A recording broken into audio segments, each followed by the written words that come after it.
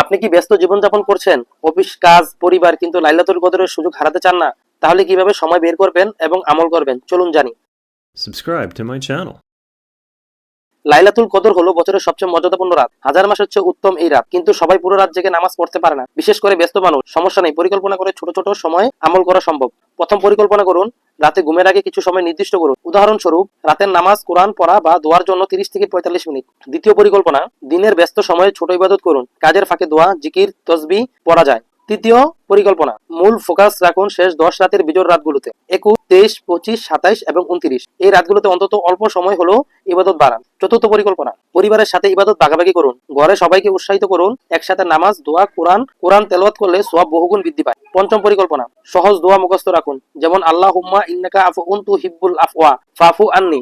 এই দোয়াটি রাতের যে কোনো সময় পড়া যায়। সর্বশেষ উদ্দেশ্য হবে খালি নামাজে নয়, অন্তরে মনোযোগ, মন থেকে তওবা করুন, দোয়া করুন, আল্লাহকে স্মরণ করুন। ব্যস্ততা হলো বাধা নয়, পরিকল্পনা, ছোট সময় এবং সঠিক ফোকাস লাইলাতুল কদরের আমল সম্পূর্ণ করা সম্ভব।